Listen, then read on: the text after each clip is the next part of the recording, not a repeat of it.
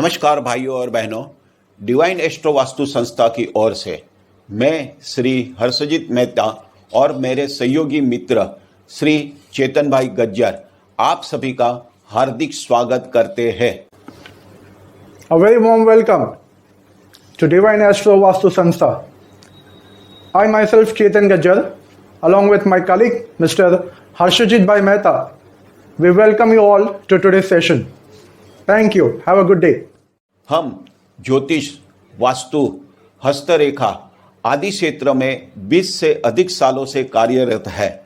इसके अलावा हम न्यूमरोलॉजी यानी यंग शास्त्र, tarot card reading, face reading, body language, hand writing and signature analysis आदि क्षेत्र में हम प्रशिक्षण भी देते हैं। प्रशिक्षण यानी ट्रेनिंग देते हैं। चलिए, यहाँ मैं आपको आज कुछ विशेष जानकारी देना चाहता हूँ जो सभी लोगों के लिए नई और मूल्यवान होगी। हमारे शास्त्र के अनुसार हस्त निरीक्षण करके व्यक्ति की जन्म कुंडली बनाई जा सकती है।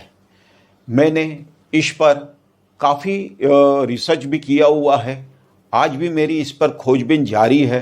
मैंने बहुत सारे शास्त्रों का अध्ययन कर इसके ऊपर गहरी से गहरी यानी डीप से डीप जानकारी प्राप्त की है और मैंने काफ़ी हद तक इसमें सफलता प्राप्त की है।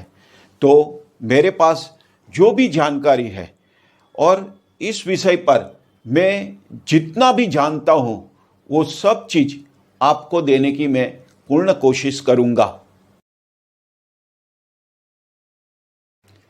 अब सवाल ये उठता है कि हाथ कौन सा देखें, पुरुष का कौन सा, स्त्री का कौन सा, छोटे बच्चे लोगों का, बुजुर्ग व्यक्तियों का, जो लेफ्ट हैंड से लिखते हैं यानी लेफ्टी जो है उनका, वर्किंग वुमन है उनका।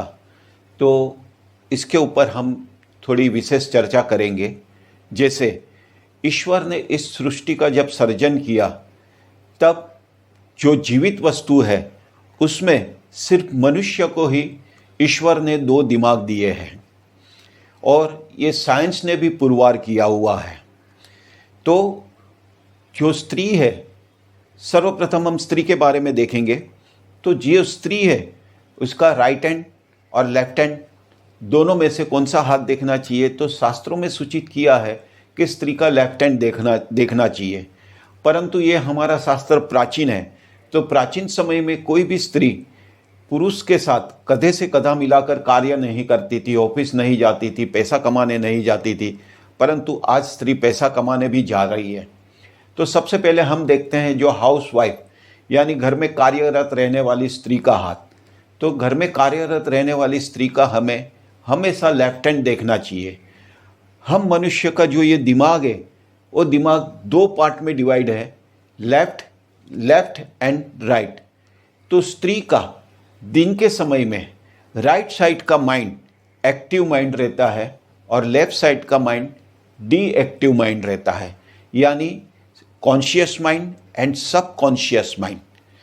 तो स्त्री जब दिन के समय में कार्यरत रहती है तब उसका राइट हैंड साइड का माइंड चलता है और उसका सीधा इम्प्रेशन उनका लेफ्ट हैंड पे आता है।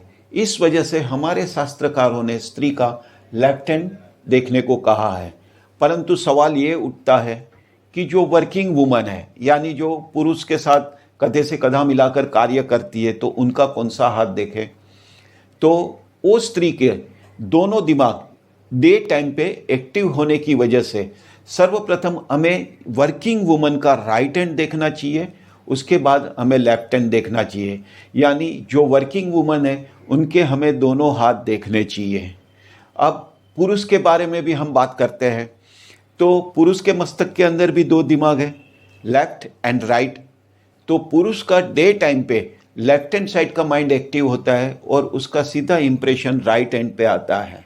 तो पुरुष का ऑलवेज राइट हैंड देखना चाहिए, यानी सबकॉन्शियस माइंड यानी राइट हैंड साइड का माइंड जो नाइट के टाइम पे एक्टिव रहता है तो उसका इंप्रेशन हमारे लेफ्ट हैंड पे आता है। तो ये हमारा पास्ट है, राइट हमारा फ्यूचर है पुरुष के लिए, और स्त्री के लिए ये उनका फ्यूचर है और राइट उनका पास्ट है। और वर्किंग वुमन के लिए दोनों हाथ उसके पास्ट एंड फ्यूचर दोनों है। अभी सवाल लेफ्टी का आता है, तो जो व्यक्ति लेफ्टी है उसका हमें सर्वप्रथम लेफ्ट हैंड देखना चाहिए। क्यों? क्योंकि उसका हमेशा, अगर लेफ्टी है तो उसका हमेशा राइट हैंड एक्टिव होगा, तो हमें उसका लेफ्ट हैंड सर्वप्रथम देखना चाहिए, फिर राइट हैंड को भी हमें देखना चाहिए।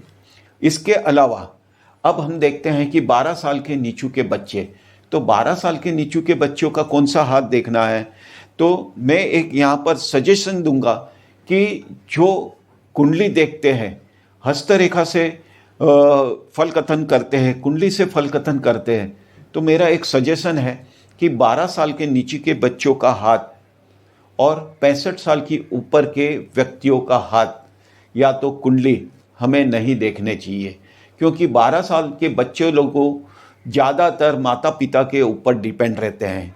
0 से लेके 6 साल तक वो माता के कर्म के हिसाब से कार्य करते हैं और 6 से लेके 12 साल तक वो पिता के कर्म के अनुसार कार्य करते हैं। और ज़्यादातर 65 साल की उम्र की व्यक्ति बहुत ही कम कार्यरत रहती है और वो अपने परिवार के ऊपर डिपेंड रहती है। यानी मेरा कहने का मतलब यह है कि जो दूसरे के ऊपर डिपेंड है उसका हमेशा लेफ्ट हैंड देखना चाहिए, या तो उनको हाथ देखकर या तो कुंडली देखकर उनको कुछ चीज़ ना बता के उनके परिवार को वो चीज़ बतानी चाहिए।